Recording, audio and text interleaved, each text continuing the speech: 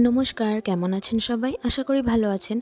আমি পায়েল। আমার নতুন একটি ভিডিওতে আপনাদের সবাইকে জানাই অনেক, অনেক স্বাগত। দিনটা ছিল শুক্রবার। আর ওইদিন নিরামিষের পরের দিন ছিল। মানে আমাদের বাড়ি যে কীর্তনের আয়োজন করা হয়েছিল তার পরের দিন। তো বাঙালি হিন্দু পরিবারে নিরামিষের পরের দিন আমিষ খাওয়া-দাওয়া হবে এটা কিন্তু খুবই কমন একটা ব্যাপার।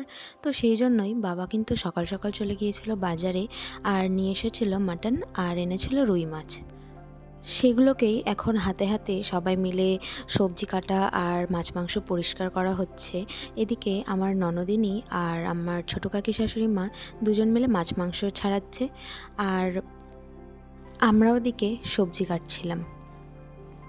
আজকের অনুষ্ঠানের আয়োজনটা আমাদের ওই বাড়িতে করা হয়েছে, মানে আমার কাকা শ্বশুরমশাইয়ের বাড়িতে। গিয়েছিলাম আবার একটু বাবার বাড়িতে। তো তারপর এসে কিন্তু বাড়িতে গিয়ে একটু দেখা করেই আবার এখানে চলে এসেছি, যেহেতু সকাল থেকে অনেক কাজ থাকে। আর আগের দিনও সেইভাবে এখানে থাকতে পারিনি, শরীরটা খুব একটা ভালো ছিল না সেই জন্য। তো আজকে ভাবলাম সকাল সকাল একটু যাই। তো এসে নিয়ে পেঁয়াজ কাটছি আর আমার শাশুড়ি মা এখনও আসেনি, কারণ বাড়িতে কিছু কাজ ছিল প্লাস সকালে রান্নাবান্না ছিল। তো সেই জন্য ওগুলো সব কমপ্লিট করে তারপরে আসবে। আর এদিকে আমাকে আবার হেল্প করছিল আমার আরেক ননদ। ও আমাকে পেঁয়াজগুলো কাটতে সাহায্য করছিল। আমার দুই ননদই কিন্তু বেশ কাজের। আরেকজন তো একদমই পুচকে, কিন্তু এরা দুজন আমাকে ভীষণ হেল্প করে সব কাজেই।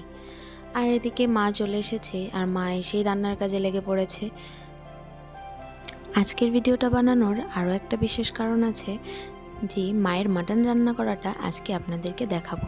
এদিকে কিন্তু মাছের ঝোল হয়ে গেছে আর তারপরেই মাটনটা রান্না করার জন্য প্রিপারেশন নেওয়া হবে। আর এদিকে আমার পিসি শাশুড়ি আর তার মেয়ে মানে আমার ননদ দুজনাই বেশ সবজি কাটতে ব্যস্ত। তো চলুন এবার আপনাদের মায়ের মাটন রান্নাটা একবার দেখাই। তো প্রথমেই কিন্তু কড়াইতে জিরে দিয়ে দিয়েছে আর তারপরে মশলাটাকে দিয়ে দিল। সাধারণত আমরা যেটা করে থাকি, আমরা কিন্তু প্রথমে পেঁয়াজটাকে একটু ভালো করে ভাজা ভাজা করে তারপরে মশলাটা দিই, কিন্তু মা এখানে উল্টোটা করে। মা প্রথমে মশলাটাকে দিল আর তারপর এখন মশলাটাকে কষিয়ে তারপরে কিন্তু পেঁয়াজগুলোকে দেবে আর তারপর পেঁয়াজটাকে দিয়ে ভালো করে কষাবে। আর হ্যাঁ, মা কিন্তু ফোড়নের ওপর তেজপাতা দেয় না কখনোই, মশলাটা